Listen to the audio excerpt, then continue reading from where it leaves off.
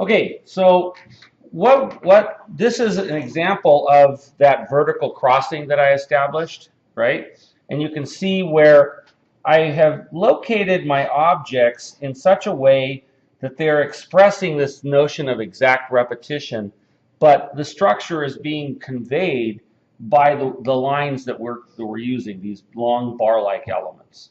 And so what you have here is, and they're starting to sort of fall apart, is these elements that are taped together, okay, to express that exact repetition.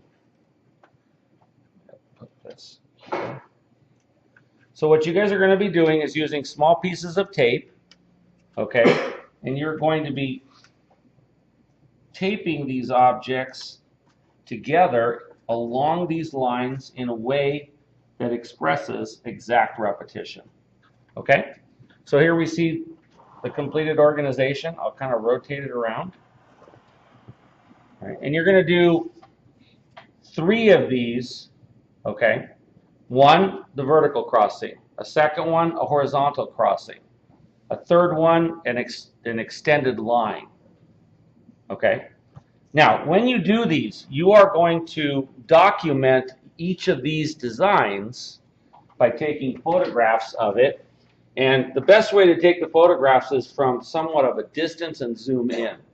When you do that, it tends to flatten the depth of field. So, like, why do we want it flatter? You're asking, you want me to tell them? I'm asking the room. Why do we want it flatter? Yes, Joe. It conveys more of an axonometric view like those. Yes, we want less distortion.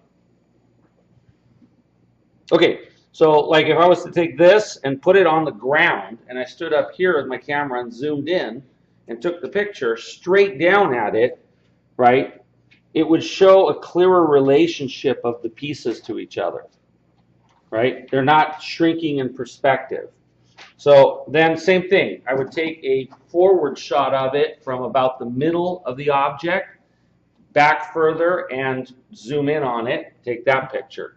You guys are going to be required to take a top, front, left, right, and rear view of the object. That's five pictures.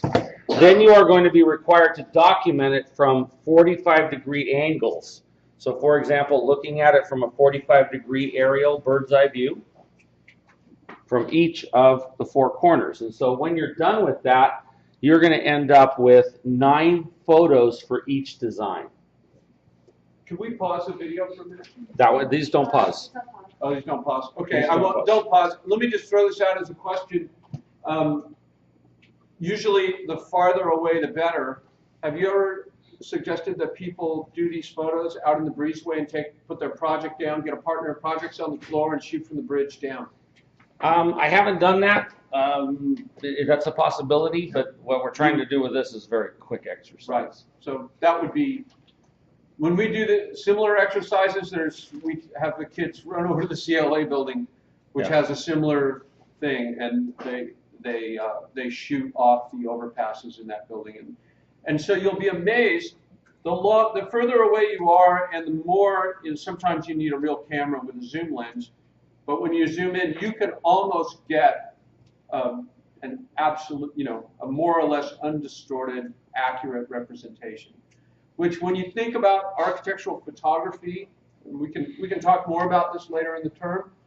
But when you look, architectural photography is very specialized because it endeavors to show just that, and that's different than photographing a figure, or snapshots of a landscape, or a party, or an event, or something like that.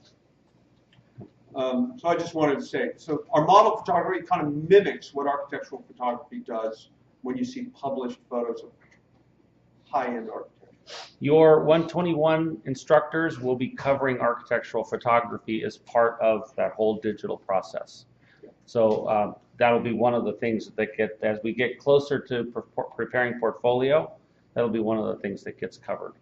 Okay, so right now, I want you guys to understand one final thing about this. You are to use those principles that I gave you about trying to not create coplanar surfaces, coplanar adjoining surfaces in the creation of these compositions. Okay? Are there questions about what you're doing? No? All right, then we'll stop the video and release